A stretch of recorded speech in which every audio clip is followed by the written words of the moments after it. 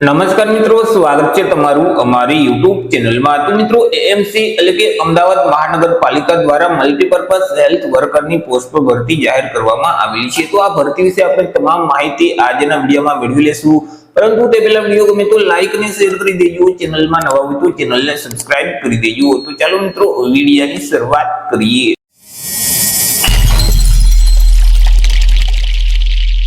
તો મિત્રો, આજે ભરતીનું નોટિફિકેશન છે તે એએમસી એટલે કે અમદાવાદ મ્યુનિસિપલ કોર્પોરેશન દ્વારા બહાર પાડવામાં આવેલું છે। અમદાવાદ મ્યુનિસિપલ કોર્પોરેશનના હેલ્થ વિભાગમાં જે સહાયક મલ્ટીપર્પઝ હેલ્થ વર્કરની જે જગ્યાઓ ખાલી છે, તો આ જગ્યાઓ સીધી ભરતીથી ભરવા માટે લાયકાત ધરાવતા ઉમેદવાર પાસેથી અરજી ફોર્મ મંગાવવામાં આવેલા છે।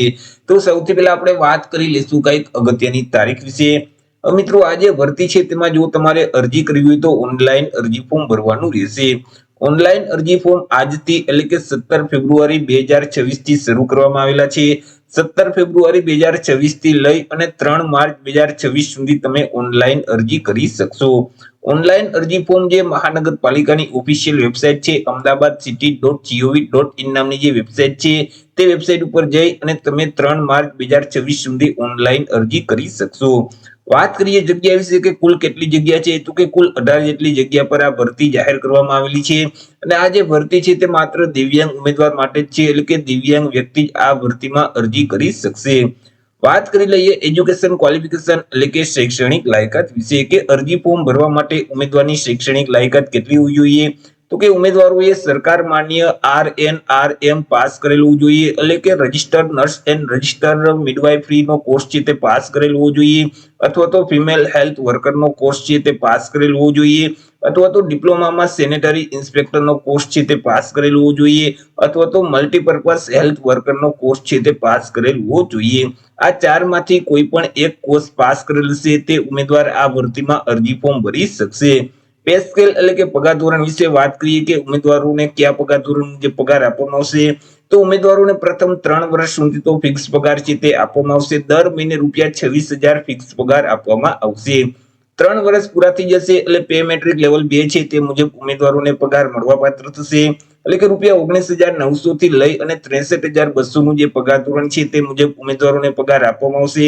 સાથે સાથે નિયમ મુજબ જે લાગુ પડતા અન્ય ભથ્થાઓ છે તે પણ ઉમેદવારોને મળવાપાત્ર થશે।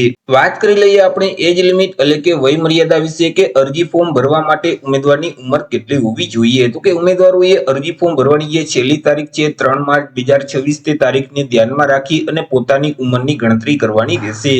3 માર્ચ 2026 ના રોજ ઉમેદવારની ઉંમર છે તે ઓછામાં ઓછી 18 વર્ષ અને વધુમાં વધુ 30 વર્ષની હોવી જોઈએ। ચર્ચા કરી લઈએ મિત્રો અરજી ફી વિશે કે કયા ઉમેદવારોએ કેટલી અરજી ફી ભરવાની રહેશે। આમ તો મિત્રો જે એએમસી છે તો તેમાં મિત્રો ફોર્મ ભરવા માટે જે બિન અનામત એટલે કે જે મિત્રો સામાન્ય વર્ગના ઉમેદવાર છે તો તેઓએ અરજી ફી તરીકે ₹500 ભરવાના હોય છે। તે સિવાય જે અનામત વર્ગના જે તમામ ઉમેદવારો છે તેઓએ અરજી ફી તરીકે ₹250 ભરવાના હોય છે। પરંતુ કોઈ પણ કેટેગરીના જે દિવ્યાંગ ઉમેદવાર છે તો તેઓએ અરજી ફી ભરવાની રહેતી નથી, અને આ જે ભરતી છે તે માત્ર દિવ્યાંગ ઉમેદવાર માટે જ છે, જેથી કરી આ ભરતીમાં કોઈ પણ ઉમેદવારોએ અરજી ફી ભરવાની રહેશે નહીં। મિત્રો, એ જે ઉમેદવારનું સિલેક્શન છે તે એક સ્પર્ધાત્મક પરીક્ષાના માધ્યમથી કરવામાં આવશે અને તેનો વિગતવાર અભ્યાસક્રમ છે તે મહાનગરપાલિકા પોતાની ઓફિશિયલ વેબસાઇટ ઉપર જાહેર કરશે। જ્યારે એએમસી દ્વારા અભ્યાસક્રમ જાહેર કરવામાં આવશે એટલે ફરીથી અલગથી એક વિડીયો અપલોડ કરી દેશું। તો આવી રીતે મિત્રો અમદાવાદ મહાનગરપાલિકા દ્વારા દિવ્યાંગ ઉમેદવારો માટે મલ્ટીપર્પઝ હેલ્થ વર્કરની પોસ્ટ પર ભરતી જાહેર કરવામાં આવી છે। તો આશા રાખું છું વિડીયો પસંદ પડ્યો હશે। વિડીયો પસંદ પડ્યો તો લાઈક અને શેર કરી દેજો, ચેનલમાં નવા હોય તો ચેનલને સબસ્ક્રાઇબ કરી દેજો। ફરી મળીશું એક નવા ટોપિક સાથે એક નવા વિડીયોમાં। ત્યાર સુધી જય હિન્દ, વંદે માતરમ।